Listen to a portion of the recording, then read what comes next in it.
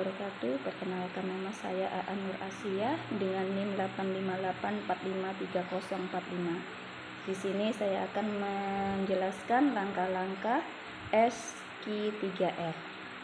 Di sini saya ada buku kelas 6 tema 4 tentang globalisasi. Langkah-langkah SQ3R yang pertama, survei. Di sini saya akan memeriksa judul dan gambar untuk memahami isi bacaan. Di sini yang saya ambil judulnya adalah menyalurkan energi listrik, bagaimana listrik sampai ke rumahmu. Yang kedua, question, membuat pertanyaan tentang isi bacaan untuk memahami isi bacaan.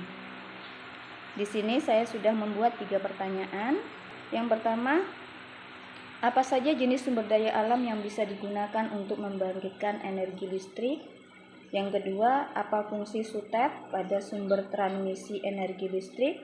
Dan yang ketiga, mengapa energi listrik dari pusat pembangkit listrik perlu dinaikkan lalu diturunkan tegangannya sebelum disalurkan ke rumah-rumah? Yang ketiga, read, membaca. Membaca bahan bacaan dengan memperhatikan judul. Baik, saya akan membacakan di sini judulnya, menyalurkan energi listrik, bagaimana listrik sampai ke rumahmu. Listrik memiliki peran penting di era globalisasi. Tidak dapat dipungkiri bahwa globalisasi terjadi karena perkembangan teknologi di berbagai bidang yang didukung oleh peran listrik sebagai sumber energi di dalamnya.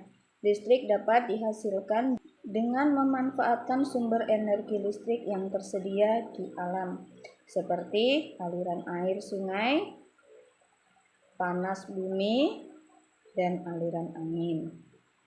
Setelah energi listrik dihasilkan di pusat pembangkit, energi listrik tersebut kemudian dinaikkan tegangannya oleh transformator penaik tegangan hingga 500 kV. Baru kemudian disalurkan ke berbagai tempat menggunakan sistem transmisi yang dinamakan saluran udara tegangan ekstra tinggi atau sutet, yang menyalurkan energi listrik dari pusat pembangkit. Setelah melalui sutet yang melintasi wilayah pegunungan atau hutan-hutan, energi listrik kemudian masuk ke gardu induk. Di gardu induk, energi listrik diturunkan tegangannya oleh transformator penurun tegangan menjadi tegangan menengah 20 kV. Kemudian energi listrik disalurkan ke gardu-gardu distribusi dan diturunkan kembali tegangannya dalam gardu distribusi menjadi tegangan rendah 220 volt. Tegangan besar ini sudah sesuai dengan kebutuhan rumah tangga, akhirnya energi listrik disalurkan ke rumah-rumah warga.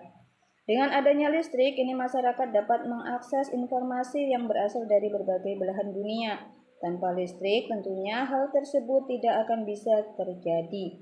Lalu bagaimana dengan daerahmu? Apakah kamu telah merasakan manfaat listrik dalam kehidupan sehari-hari di rumah?